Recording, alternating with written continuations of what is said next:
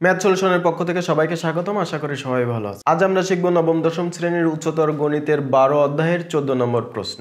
14 নম্বর প্রশ্নে কি আছে দেখো। 14 নম্বর প্রশ্নে আছে ভেক্টরের সাহায্যে প্রমাণ করো যে ট্রাপিজিয়ামের কর্ণদ্বয়ের মধ্যবিন্দুর সংযোজক সরলরেখা সমান্তরাল বাহুদ্বয়ের সমান্তরাল এবং তাদের বিয়োগফলের অর্ধেক।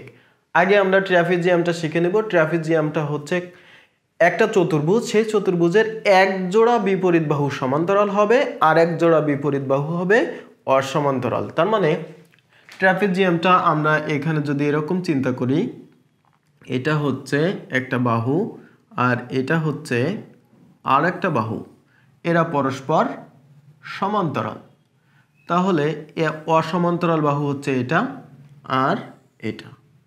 আমাদের প্রশ্নে বলেছে কর্ণদ্বয়ের মধ্যবিন্দু, কর্ণ মানে এ একটা কর্ণ আর এ একটা কর্ণ, এদের মধ্যবিন্দু আমি ধরে নিলাম এ একটা মধ্যবিন্দু আর এ একটা মধ্যবিন্দু।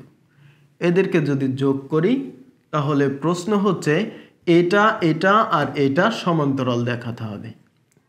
এই তিনটা সমান্তরাল সেটা প্রমাণ করতে হবে। তো আমরা ধরে নিলাম এটা হচ্ছে এ বি সি ডি একটা ট্রাপিজিয়াম। এসি বাহুর মধ্যবিন্দু হচ্ছে বাহু না, এটা কর্ণ। এসি কর্ণের মধ্যবিন্দু ই আর বিডি কর্ণের মধ্যবিন্দু হচ্ছে এফ। আমরা এখানে ই এফ বাদে অন্য যে কোনো কিছু ধরে নিতে পারি। আমরা যেহেতু এর আগের পাঠের ভিডিওর মধ্যে এই ধরনের একটা করেছি, সেখানে ছিল অসমান্তরাল বাহুদ্বয়ের মধ্যবিন্দু আর এখন বলছে কর্ণের মধ্যবিন্দু। মূলত আগের প্রমাণটা অর্থাৎ আগের পাঠের ভিডিওতে যে প্রমাণটা আমরা শিখেছি সেইটা আর এটা হুবহু একই ধরনের, শুধু অল্প একটু ডিফারেন্স। এখানে আছে বিয়োগফলের অর্ধেক আর ওখানে ছিল যোগফলের অর্ধেক, আর বাকি কথা মূলত একই। এজন্য আমরা এত বেশি ব্যাখ্যা না করে সরাসরি প্রমাণে চলে যাচ্ছি। আমাদের এখন আমরা ধরে নিলাম যে ধরি বা মনে করি এ বি সি ডি ট্রাপিজিয়ামের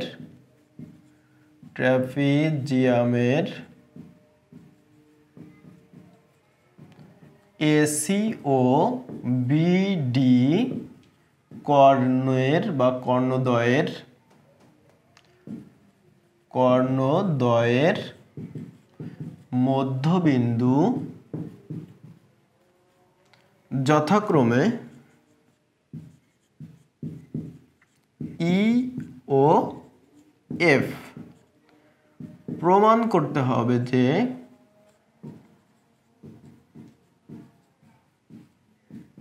কি প্রমাণ করতে হবে? এদের এই তিনটা পরস্পর সমান্তরাল আর এর মান এটা আর এটার বিয়োগফলের অর্ধেক। বিয়োগফল নিশ্চয়ই বড়টা থেকে ছোটটার বিয়োগফল হয়, এটা আমরা খেয়াল রাখবো। তাহলে প্রমাণ করতে হবে যে আমরা সরাসরি এখানে লিখতে পারি ই এফ সমান্তরাল এ বি সমান্তরাল ডি সি। তাহলে আর একটা বাকি থাকে এবং ই এফ সমান, এখানে আমাদের কি প্রমাণ করতে হবে? বিয়োগফলের অর্ধেক। তার মানে বড়টা থেকে ছোটটার বিয়োগ, A B minus D C. এখানে কিন্তু ডিসি মাইনাস এ বিও লেখা যায়। আমরা যেটাকে আগে মনে করব সেটাকেই লেখা যায়, এটা কোনো ব্যাপার না। কিন্তু আমরা এখানে দেখতেছি স্বচক্ষে এ বি বড় আর ডিসি ছোট, এজন্য আমি এটা লিখেছি। কারণ এখানে লেখার পরে সরাসরি বোঝার উপায় নেই যে কোনটা বড় আর কোনটা ছোট, সেটা দেখেই বুঝতে হবে। তো আমরা এটা প্রমাণ করব, এটা কিছুটা মনে রাখি, পরবর্তীতে দেখা যাক কোনো প্রবলেম আসলে তখন সেটাকে সলভ করব। তাহলে আমরা এখন প্রমাণে যাই। প্রমাণ, এখানে আমরা সব সময় মনে রাখবো যে এইগুলো সাধারণত আমরা অবস্থান ভেক্টর দিয়ে করলে সবচেয়ে বেশি সহজ হয়। অবস্থান ভেক্টর ছাড়াও করা যায় কিন্তু বহুত ঘুরায় পেঁচায় করতে হয়, এজন্য আমরা সবসময় অবস্থান ভেক্টর দিয়ে করব। তাহলে এখানে ধরে নিতে হবে, ধরি এ বি সি ডি এর অবস্থান ভেক্টর যথাক্রমে ছোট হাতের এ, ছোট হাতের বি, ছোট হাতের সি, ছোট হাতের ডি। আমরা একটু কষ্ট করে এখানে লিখে নিই, এটা অবশ্যই তোমাদের লেখা লাগবে না, সি আর এটা হচ্ছে ডি, আমরা এটা ধরে নিয়েছি। তাহলে তোমরা নিশ্চয়ই বুঝতে পারছো এখন আমরা ই বিন্দুর অবস্থান ভেক্টর বের করব। তা ই বিন্দু কার মধ্যবিন্দু ছিল? এ এবং সি। খেয়াল রাখতে হবে এ সি এর মধ্যবিন্দু, এইটার মধ্যবিন্দু যদি হয় তাহলে আমরা এরকম লিখতে পারি এ সি এর মধ্যবিন্দু কি নাম? ই এর অবস্থান ভেক্টর, অবস্থান ভেক্টর কি হবে? নিশ্চয়ই এই দুটার গড় আমরা আগেই শিখেছি, তারপরেও এখন আমি আবার বলছি এটা মধ্যবিন্দু কার? এ এবং সি এর আপার এবং লোয়ার, মানে একদম প্রথমটা এবং শেষেরটা, ফার্স্টের বিন্দু এবং লাস্টের বিন্দু এর যে অবস্থান ভেক্টর তার গড়। তার মানে এখানে হচ্ছে এ আর এখানে হচ্ছে সি, এ আর সি এর যোগ করে 2 দিয়ে ভাগ। একইভাবে আমরা অপর কর্ণ দেখছি বিডি, বিডি এর মধ্যবিন্দু কি? বিডি এর মধ্যবিন্দু হচ্ছে এফ। তাহলে আমরা লিখব বিডি এর মধ্যবিন্দু এফ এর অবস্থান ভেক্টর যথাক্রমে কি লিখবো আমরা? বি আর ডি। তার মানে বি প্লাস ডি বাই 2। তাহলে আমরা আগেই জানি অবস্থান ভেক্টরের ক্ষেত্রে এরকম এ বি সমান বি মাইনাস এ। আমি সব সময় এই কথাটা বলছি, বি মাইনাস এ, আগেরটা এই যে এ এটা পরে হয়েছে, পরেরটা আগে হয়েছে, এটা সব সময় উল্টা হয় অবস্থান ভেক্টরের ক্ষেত্রে। আমরা প্রথম পার্টের মধ্যে এর বিস্তারিত আলোচনা করেছি, তোমাদের যদি কোনো ডাউট থাকে তাহলে সেখান থেকে দেখে নিতে পারো। এখন দেখো আমরা এখন এই ই এফ এর অবস্থান ভেক্টর বের করতে চাই। তা ই বিন্দুর অবস্থান ভেক্টর হচ্ছে এই, এফ বিন্দুর অবস্থান ভেক্টর হচ্ছে এইটা। তাহলে আমরা এখান থেকে লিখতে পারি ই এফ সমান পরেরটা আগে, আগেরটা পরে, পরেরটা বলতে এখানে এফ, তাহলে এফ এর অবস্থান ভেক্টর ছিল এটা, তাই আমরা এখানে লিখে দিলাম B plus D by 2 minus আগেরটা ই, ই হচ্ছে এই, তাহলে এটা হবে পরে, তার মানে এ প্লাস সি ডিভাইডেড বাই 2। তাহলে এখান থেকে আমরা সরল করব, সেটা কি 1/2 নিয়ে নেব আগে। তাহলে এখানে থাকে বি প্লাস ডি, যেহেতু এর সামনে মাইনাস আছে তাহলে মাইনাস এ মাইনাস সি। এখন দেখো আমাদের এখানে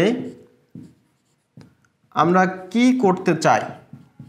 আমরা করতে চাই হচ্ছে এটা ই এফ সমান half A B R DC. তা আমরা যদি এ বি করতে চাই তাহলে নিশ্চয়ই আমাদের এখানে প্রয়োজন বি আর মাইনাস এ। তা আমরা এখানে কষ্ট করে বি মাইনাস এ লিখে দিলাম। আর একটা আমাদের কি প্রয়োজন? ডি সি, তাই আমরা এখানে সি মাইনাস ডি লিখে দিলাম। আমি আগের পাঠের ভিডিওর মধ্যে বারবার এখানকার কথা বলেছিলাম যে এটার সাথে আমার যা প্রয়োজন আমি সেটা লিখেছি। এখন আমি এর সাথে মিলাই দেখব, যদি প্লাস লাগে প্লাস দেব, মাইনাস লাগলে মাইনাস দিব। দেখো এখানে বি প্লাস আছে, প্লাস আছে, এ মাইনাস আছে, এখানে মাইনাস আছে, তাহলে এটা নিয়ে আমার কোনো ভেজাল নেই। এখানে সি দেখো মাইনাস আছে, দিয়েছি কি প্লাস, এখানে ডি প্লাস আছে, দিয়েছি কি মাইনাস, তাহলে আমার এর সামনে কি দিতে হবে? মাইনাস। এই লাইনটা একটু বোঝার বিষয়, আমি আবার বোঝাচ্ছি। এইখানে আমাদের এ বি দরকার ছিল, বি মাইনাস এ লিখে দিয়েছিলাম। এখানে ডিসি দরকার ছিল, তাই সি মাইনাস ডি লিখে দিয়েছিলাম, কারণ আমরা জানি অবস্থান ভেক্টরের জন্য এটা উল্টা হয়। এখন আমরা দেখব এটার সাথে এটা ঠিক আছে কিনা। এটা বি প্লাস প্লাস, এ মাইনাস মাইনাস, ঠিক আছে, ডি মাইনাস, এখানে প্লাস আছে, এখানে হচ্ছে মাইনাস, সি এখানে মাইনাস আছে, এখানে আছে প্লাস, এজনের সামনে মাইনাস দিয়ে দিলে তাহলে চিহ্ন পাল্টে যায়, তার মানে ঠিক হয়ে যায়, তাই আমরা এখানে মাইনাস দিয়েছি। এখন দেখো এটাকে আমরা লিখতে পারি বা ই এফ সমান হাফ, এটার মান এ বি, এটার মান সি মাইনাস ডি মানে ডি সি। এখন আমরা যেহেতু প্রমাণ করতে চাই ভেক্টর ছাড়া, এজন্য এখানে একটা মডুলাস দিয়ে দিব, ই এফ সমান হাফ, এখানে কি আছে AB, দিলাম AB মাইনাস এখানে আছে কি DC, দিলাম এখানে একটা মডুলাস, এই ব্র্যাকেট ক্লোজ।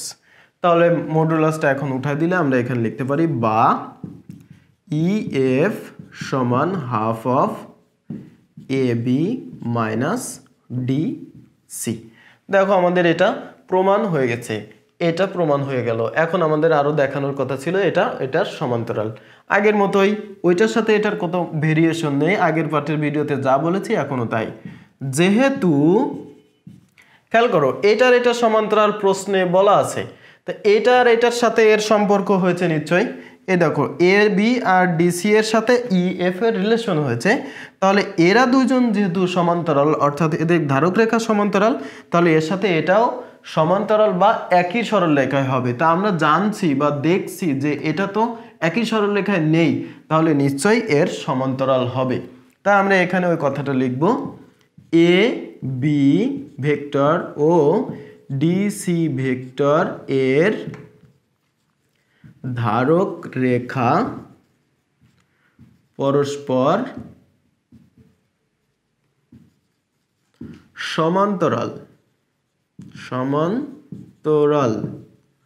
সেহেতু এরাও পরস্পর সমান্তরাল, তার মানে EF সমান্তরাল AB সমান্তরাল DC। তাহলে আমরা যা দেখাতে চাচ্ছিলাম সেটা হয়ে গেছে। তাহলে প্রমাণ করতে বলছে, তো আমরা প্রুফ লিখে দিলাম, এটা একটা আর এটা অপরটা। একদম ইজি। এখান থেকে আমি আগেও বলেছি আবার বলছি, উদাহরণের সবগুলো 2 থেকে 5 নম্বর এবং অনুশীলনীর সবচেয়ে বেশি পরীক্ষা আসে 13 এবং 14 নম্বর। তো আমি আশা করি তোমরা এটা ভালো বুঝতে পেরেছো। বিশেষ করে উদাহরণ 3 আর অনুশীলনী 13, 14 এই 3টা প্রশ্ন খুবই গুরুত্বপূর্ণ। তোমরা মনোযোগ সহকারে এটা দেখবে এবং ভালোভাবে শিখে নিবে, তাহলে অবশ্যই পরীক্ষাতে এই থেকে প্রশ্ন কমন হবে। আশা করি তোমরা ভালো বুঝতে পেরেছো। যদি কারোর কোথাও প্রবলেম হয় তাহলে অবশ্যই কমেন্ট করে জানাবে, তাহলে পরবর্তীতে তার সলিউশন করে দেওয়ার চেষ্টা করব। আমরা মোটামুটি ভাবে ভেক্টরের যা যা প্রয়োজন সবই শেষ করেছি। এখন আগামী পর্ব থেকে সৃজনশীল প্রশ্ন করা শুরু করব। সো ভিডিওটি যদি তোমাদের ভালো লেগে থাকে এবং এখান থেকে নতুন কিছু শিখে থাকো, তাহলে অবশ্যই ভিডিওটি লাইক, কমেন্ট এবং বন্ধুদের মাঝে শেয়ার করতে ভুলবে না। পরবর্তী ভিডিও পাওয়ার জন্য অবশ্যই ম্যাথ সলিউশন এই চ্যানেলটি সবাই সাবস্ক্রাইব করবে। সবাই ভালো থাকো, সুস্থ থাকো এবং শিখতে থাকো নতুন কিছু।